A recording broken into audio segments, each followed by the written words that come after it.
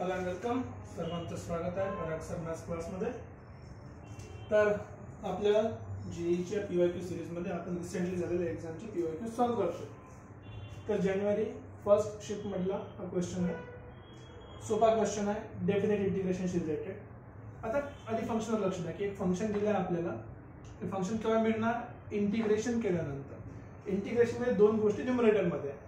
आता सिंपलचं लॉजिक आहे, याला आपण फॅक्टराइज करू शकत नाही, तर फॅक्टरायझेशनचा विचार करायचा नाही. ठीक आहे, पहिली कंडिशन. सेकंड कंडिशन काय? याच्यासोबत मी कॉन्स्टंट ठेवला आहे. जर मी याला सबस्टिट्यूट करणार तर हा कॉन्स्टंट परत इकडे येईल. तर कॉन्स्टंट सबस्टिट्यूशन मध्ये ऍड करण्यामध्ये काही सेन्स बनत नाही. तिसरी गोष्ट की इंटिग्रेशन केल्यानंतर जे फंक्शन भेटला तिथे आपलं इंटिग्रेशनचा कॉन्स्टंट सी राहतो नेहमी. त्या सी ची व्हॅल्यू काढण्यासाठी आपल्याला f(0) ची व्हॅल्यू दिलेली आहे -6. आणि मग फंक्शन कंप्लीट केल्यावर आपल्याला f(2) काढायचं आहे, म्हणजे x च्या ठिकाणी 2 ठेवायचं आहे. ठीक आहे, आता क्वेश्चनकडे जाऊया आपण. की आपल्याला दिला integration dx divided by x to the power 1/4 x to the power 1/4 plus 1. Okay, तर आपण काय करू, ही जी value x to the power 1/4 याला t पुट करून बघू. ओके, ठीक आहे. So let x to the power 1/4 equals to t. ठीक आहे, तर डिफरन्शिएट करायच्या आधी मी याला x च्या फॉर्म मध्ये घेऊन जातो. x चा फॉर्म करायसाठी सगळ्याचा पॉवर 4 घ्या. मग हा 4 आणि हा 4 कॅन्सल होईल, तिथे मला x मिळाला, इथे झाला t चा पॉवर 4. छान. आता dx ला रिप्लेस करायचं डिफरन्शिएटिंग बोथ साइड. dx मिळाला, इथे 4 चा t टू द पॉवर 4 चा डेरिव्हेटिव्ह, पॉवर समोर आला, पॉवर 1 ने कमी झाला, सोबत dt. ओके, सगळ्या गोष्टी मिळाल्या. आता फक्त ते सबस्टिट्यूट करायचं आपल्याला. तर सबस्टिट्यूट करूया. आज आता dt ची व्हॅल्यू किती आहे आपल्याला? dx ची व्हॅल्यू किती आहे? 4 times t cube dt divided by he value कशाची होती? t ची व्हॅल्यू होती, आणि हा झाला t प्लस 1. सिंपल सगळा. t चा पॉवर 3 मधून 1 पॉवर कमी झाला, 2 राहिले. बघा, इझी क्वेश्चन होत चाललाय. 4 कॉन्स्टंट आहे, त्याला बाहेर लिहिलं. इंटिग्रेशन t चा square upon t plus 1 dt. आता इथून खूप सोपी गोष्ट आहे, कारण की T square upon T plus 1 एक तुम्ही याला डिवाइड करू शकता. पण जास्त सोपं करायचं काय की टी स्क्वेअर -1 जर मी केला तर a स्क्वेअर मायनस b स्क्वेअरचा फॉर्म्युला अप्लाय केल्यावर a प्लस बी आपल्याला मिळणार आणि a मायनस बी राहणार. तर मी इथे काय करतो, सिम्प्लिफाय करायसाठी त्या टी स्क्वेअर मध्ये एक मायनस करतो आणि एक प्लस करतो. ठीक आहे, कारण की कॅन्सल होईल, आपलं ओरिजिनल फंक्शन बदलणार नाही. सगळ्यात महत्त्वाचा पॉईंट हाच आहे की कधीही कुठल्याही इक्वेशनला चेंज करताना त्याला ऍड करा किंवा सबट्रॅक्ट करा, मल्टिप्लाय करा किंवा डिवाइड करा, ओरिजिनल फंक्शनची व्हॅल्यू चेंज झालेली नाही पाहिजे. Okay, so divide by T plus 1. आपण हे का बरं केलं होतं? कारण की जेव्हा मी याचे फॅक्टरायझेशन करणार, कारण की 1 चा स्क्वेअर पण 1च होतो, त्याच्या एका फॅक्टर मधून हा कॅन्सल होईल. ह्याच लॉजिकने आपण याला काय करू, सेपरेट करू. सो सेपरेट करू. 4 सगळ्याच्या बाहेर आहे, जे आपल्याला दिसते सगळ्या ऑप्शन मध्ये.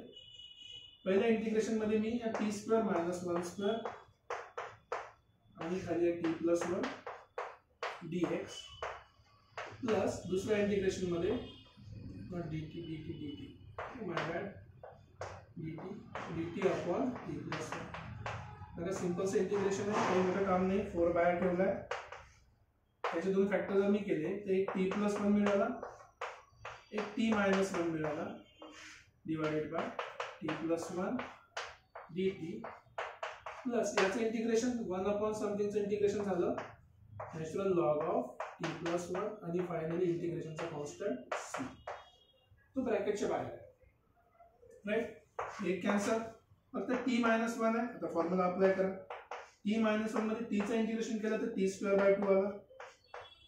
ठीक आहे, -1 चा केला तर टी मिळाला, -1 dt म्हणजे dt चं इंटिग्रेशन टी, आणि plus log of t plus 1 plus c. आता बघा, हेच आपलं काम आहे. आता इथे आपल्याला म्हटलं आहे की हा आपल्या फंक्शन मध्ये जर मी x च्या ठिकाणी किंवा t च्या ठिकाणी 0 पुट केला, बघा इथे लिमिट पण चेंज करावं लागेल ना.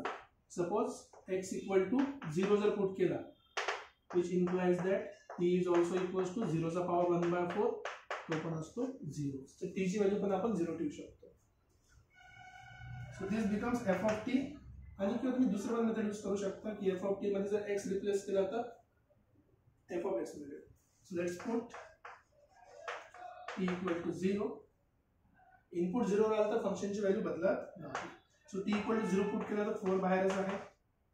0/t², 0 -0 राईट, प्लस 0 + 1 म्हणजे log of 1. log of 1 ची व्हॅल्यू पण 0 plus c is equals to किती सांगितलं आपल्याला -6. हे झालं -6.